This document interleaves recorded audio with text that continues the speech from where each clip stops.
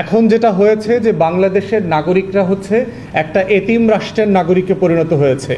তার কেন্দ্রীয় সরকারের সাথে স্থানীয় সরকারের কোনো যোগসূত্র নাই, তার অভাব অভিযোগ শুনবার মতো কোনো প্রতিষ্ঠান নাই। রাষ্ট্রীয় প্রত্যেকটা প্রতিষ্ঠান হচ্ছে লুটেরার প্রতিষ্ঠানে পরিণত হয়েছে। একটা দুইটা উপরে এমডি চেয়ারম্যান পরিবর্তন হয়েছে, কিন্তু নিচের যে সিন্ডিকেটের কথা ভাই বলেছে অ্যাবসোলিউটলি। এবং অন্তর্বর্তীকালীন সরকারকে বলছি, ইমিডিয়েটলি আপনাদের দায় দরদের রাজনীতির যে গল্প তুলছেন, সেই গল্প যে বাস্তবতা, সেই গল্পে যে আপনারা বিশ্বাস করেন, আপনারা 1400 শহীদের গণ অভ্যুত্থানে বিশ্বাস করেন, সেটা প্রমাণ করার সময় আসছে।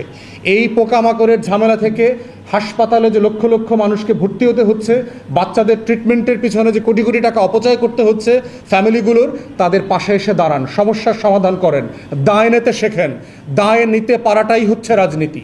দায় নিতে পারাটার নাম হচ্ছে সুশাসন।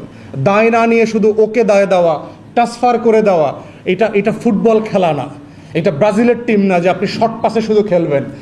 আপনাকে দোষ দেওয়া হচ্ছে, আপনি বিল্ডিংয়ের মালিককে চাপায় দিচ্ছেন, ট্যাঙ্কিতে চাপায় দিচ্ছেন, রিজার্ভারে চাপায় দিয়েছেন। এই ব্রাজিলের ফুটবল খেলা বন্ধ করেন। এটা নাগরিকদের জীবন মরণ ইস্যু। ইকোলাই সারা পৃথিবীতে একটা ভয়ঙ্কর ভাইরাস হিসেবে পরিচিত। বাংলাদেশের প্রত্যেকটা নাগরিকের বেঁচে থাকার অধিকারটা হচ্ছে ওই গণ অভ্যুত্থানের 1400 শহীদের সাথে প্রতারণা না করবার অধিকার। অতএব সেই জায়গায় আমরা অন্তর্বর্তীকালীন সরকারকে আহ্বান করছি, যা যা করণীয় ইমিডিয়েটলি করেন। যদি ক্যাবিনেট বসা দরকার ক্যাবিনেট বসেন। অন্তর্বর্তীকালীন সরকারকে বলছি ইমিডিয়েটলি করেন। দেরি করে আমার কোনো নাগরিককে আর ভোগান্তি বাড়াবেন না।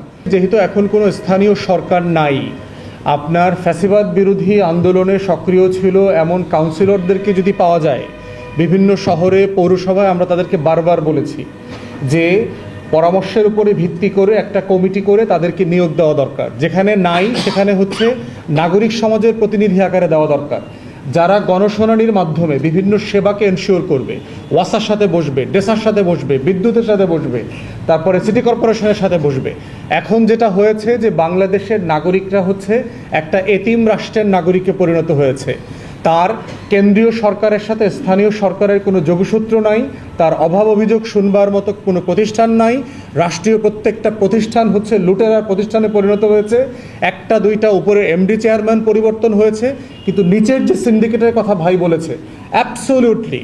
এই টোটাল সিন্ডিকেট হচ্ছে যারা লাইনম্যানের কাজ করে, বিদ্যুতে বলেন, পানিতে বলেন, গ্যাসে বলেন, টোটাল সিন্ডিকেট হচ্ছে লাইনের সিন্ডিকেট আর হচ্ছে বিল দেওয়ার সিন্ডিকেট।